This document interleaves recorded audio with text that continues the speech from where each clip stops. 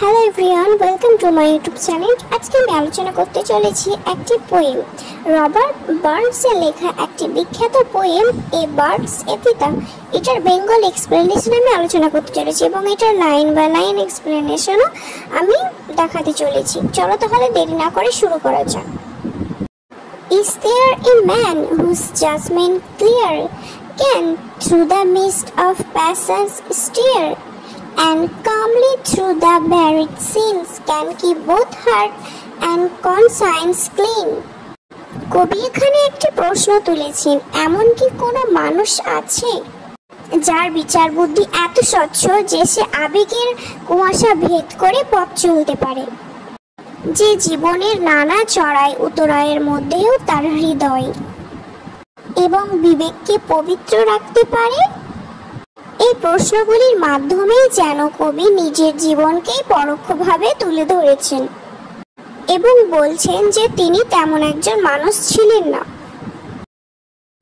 Not vainly did the bard exclaim, the proper study of mankind is man, the bard who here a pilgrim trod and bowed before the shrine of God. কবি বলছেন যে একজন কবির এই কথাটি বৃথা ছিল না। মানুষের জীবনের আসল বিষয় হলো মানুষই।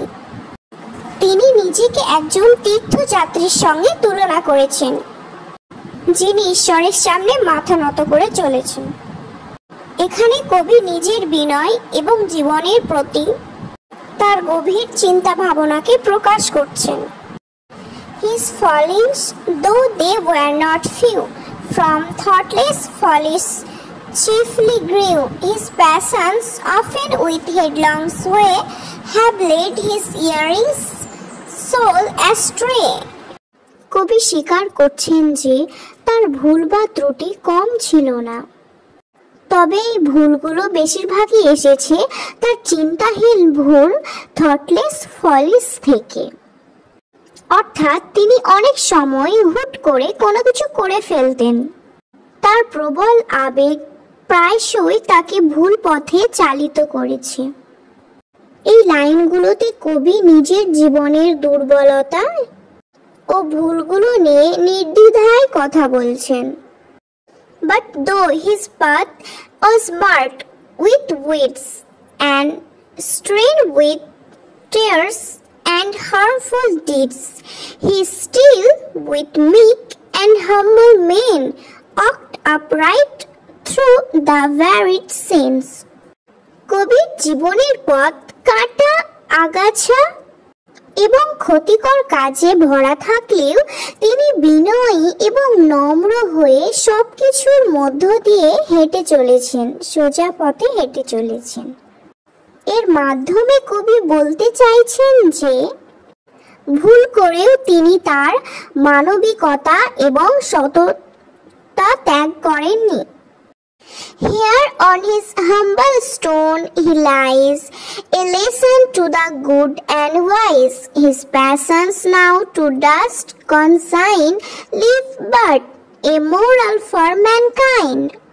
এই শেষ চারটি লাইনে কবিতার সমাধির কথা বলছেন।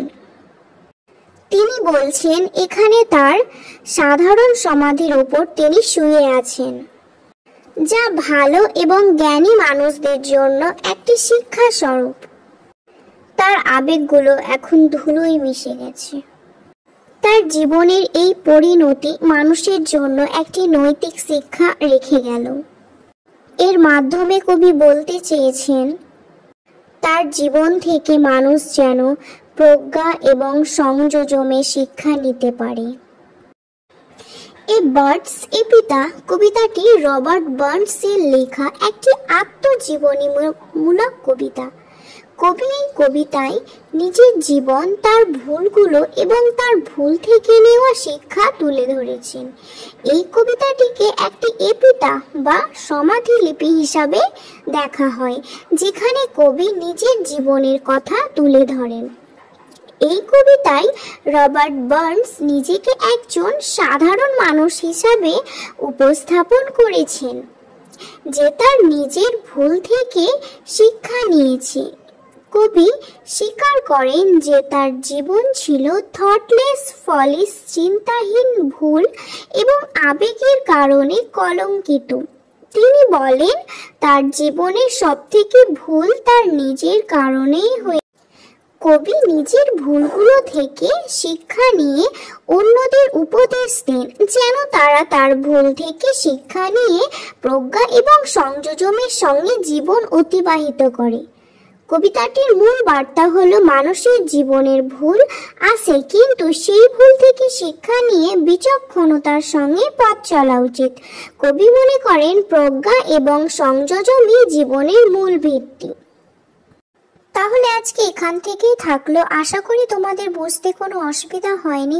আর যদি আমার কোনো ভুল হয়ে থাকে তাহলে প্লিজ ক্ষমা করে দিও। অ্যান্ড যদি ভিডিওটি ভালো লেগে থাকে তাহলে লাইক, শেয়ার অ্যান্ড সাবস্ক্রাইব। আসছি পরের ভিডিওতে।